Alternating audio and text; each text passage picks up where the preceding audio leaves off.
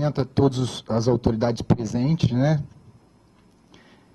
Principalmente os colegas aí, procuradores da Fazenda Nacional, os colegas advogados da União, os colegas procuradores federais, os procuradores do Banco Central, os procuradores do Estado, os procuradores dos municípios, os defensores públicos e demais autoridades presentes.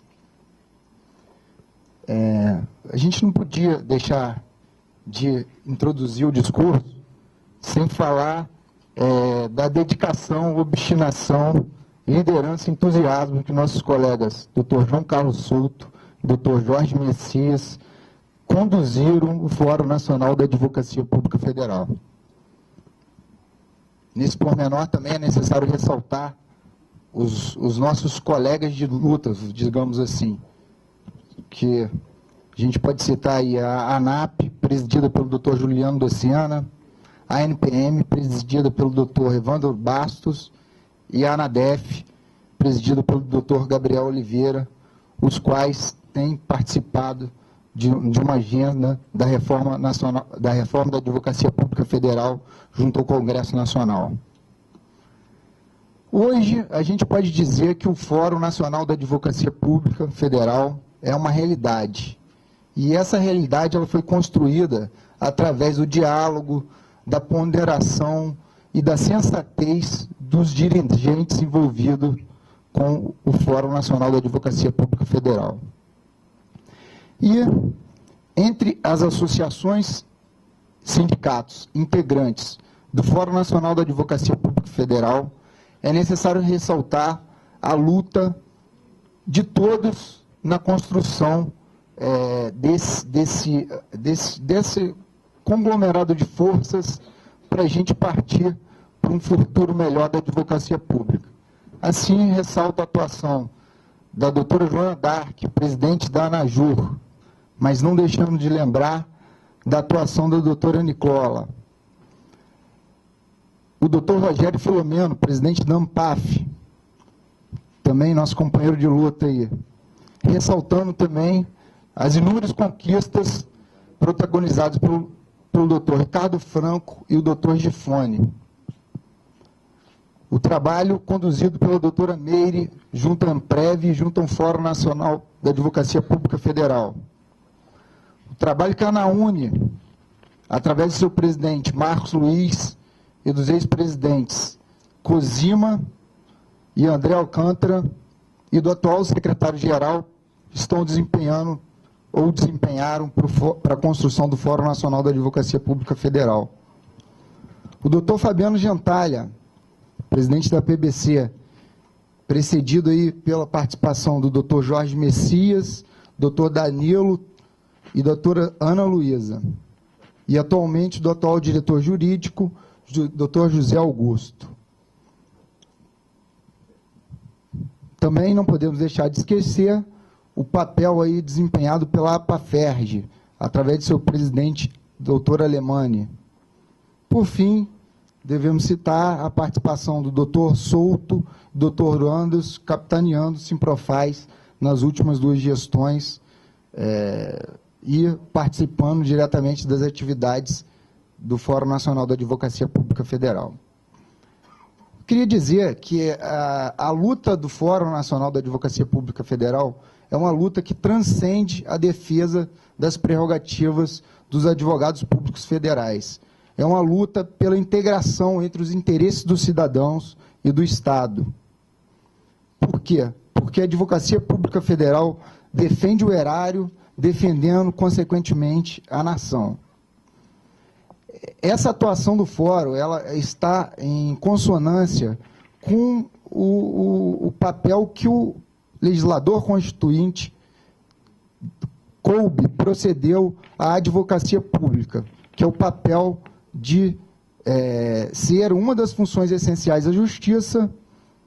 Essa ideia do legislador constituinte de incluir a advocacia pública entre as funções essenciais da justiça se deve à necessidade de criar um órgão técnico capaz de prestar auxílio ao governante e, ao mesmo tempo, resguardar os interesses sociais.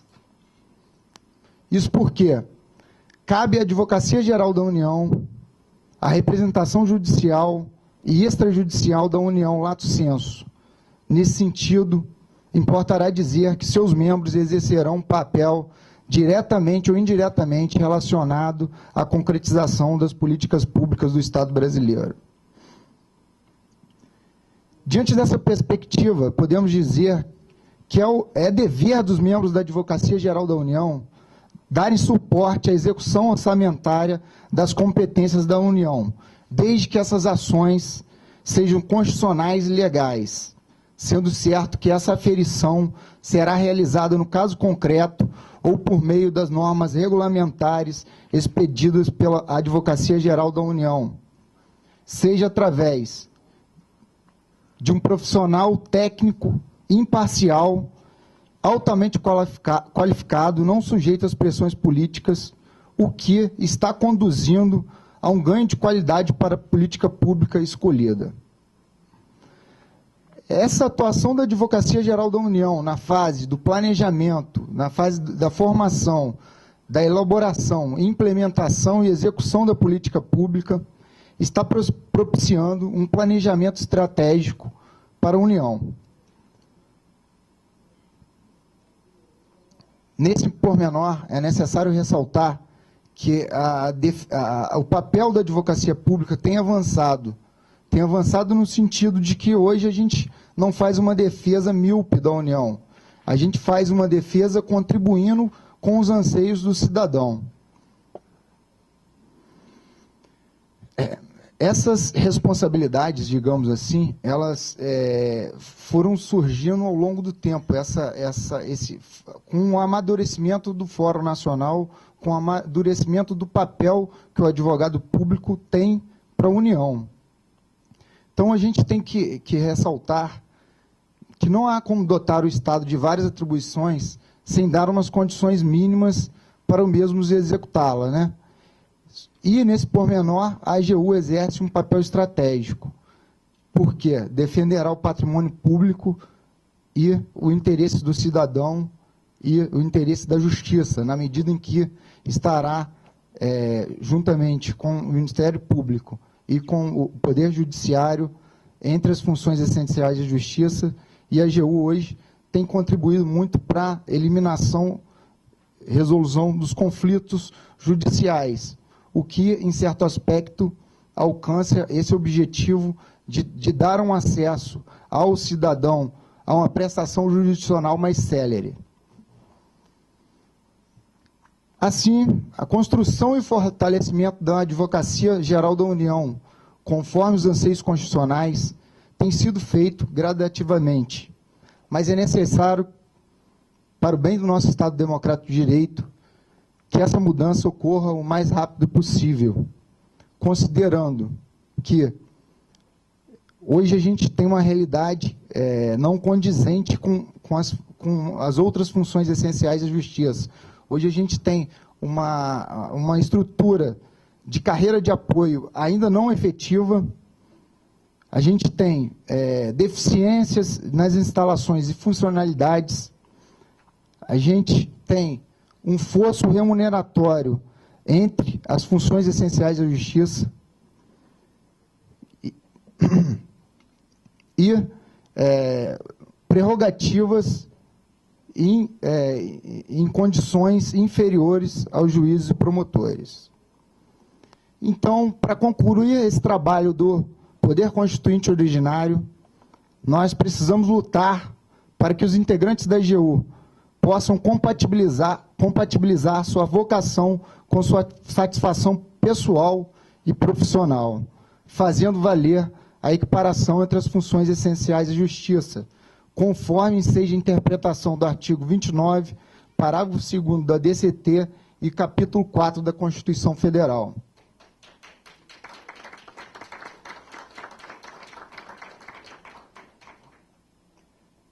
Hoje a gente percebe a atuação da AGU como salvaguarda de um Estado democrático de direito mais célere e eficaz, onde, mesmo com as dificuldades citadas, a gente tenha obtido êxitos, os quais vou citar brevemente alguns.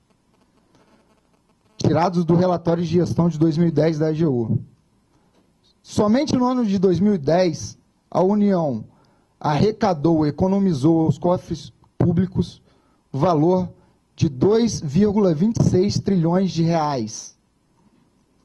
Também no ano de 2010, a União conseguiu, através do trabalho dos integrantes dos membros da AGU, um ressarcimento no valor de 24 milhões de reais em relação às execuções pertinentes às autarquias e fundações. Da mesma forma, houve uma arrecadação de 1,5 bilhões de reais de contribuições sociais na Justiça do Trabalho. Devemos também destacar a arrecadação de 14 bilhões de reais de valores inscritos em dívida ativa da União, assim como o bloqueio de 582 milhões desviados por corrupção. Devemos também ressaltar que em apenas uma ação a União deixou de fazer com que saíssem dos cofres públicos o valor de 2 trilhões de reais. Enfim, são várias outras vitórias que deixo de citar para não me alongar muito aqui no discurso. Mas é verdade que só essas breves menções que eu faço já são necessárias para dizer que a valorização da advocacia pública não é um gasto, a valorização da advocacia pública é um investimento.